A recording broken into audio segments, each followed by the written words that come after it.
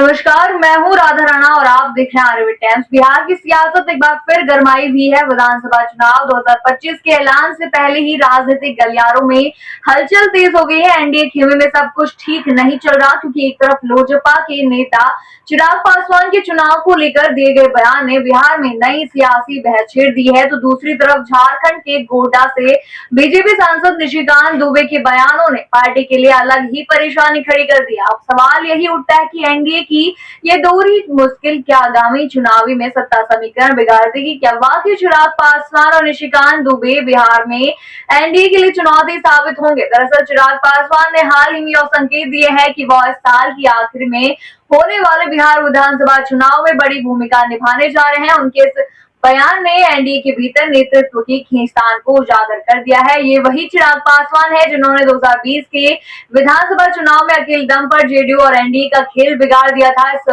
वक्त लोजपा ने भले ही ज्यादा सीटें न जीती हो, लेकिन वोट कटवा बनकर उन्होंने नीतीश कुमार की जेडीयू को भारी नुकसान पहुंचा था। यही वजह है कि इस बार उनके बयान को हल्के में लेना बीजेपी और जेडीयू दोनों के लिए खतरे की घंटी बन सकता है।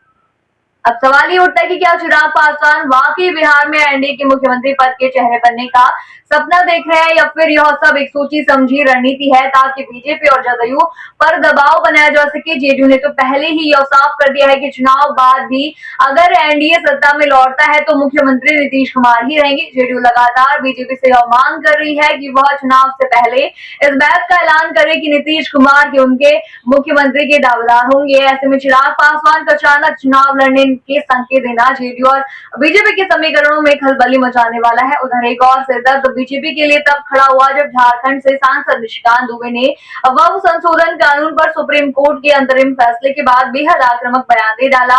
उनके बयानों से पार्टी नेतृत्व असहज महसूस कर रहा है। पार्टी अध्यक्ष जेपी नड्डा ने खुद उनके बयान से किनारा कर लिया, लेकिन बात इतनी आसान नहीं है। सोशल मीडिया पर पार्टी समर्थकों का एक बड़ा तबका खुलकर निशिकांत दुबे के समर्थन में उतर आया। समर्थकों की नाराजगी अब पार्टी के लिए नई मुसीबत बनती जा रही है। पार्टी के भीतर अब इस बात की रणनीति तैयार हो रही है कि कैसे इस विवाद को जल्द से जल्द शांत किया जाए।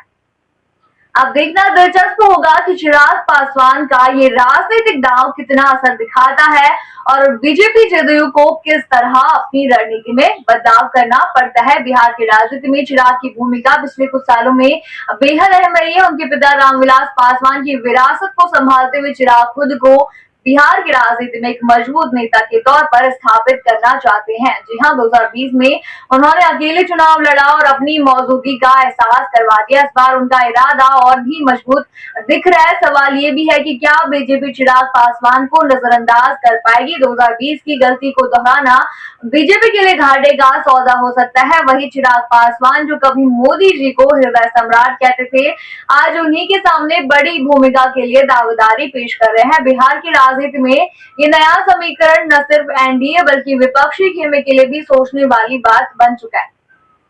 आप क्या सोचते हैं इस पूरे मुद्दे पर? हमें कमेंट सेक्शन में जरूर बताइए और बने रहिए आरवी टाइम्स के साथ। साथ ही चैनल को सब्सक्राइब करना न भूलें और हमारे फेसबुक और वेबसाइट के साथ भी जरूर जुड़ें।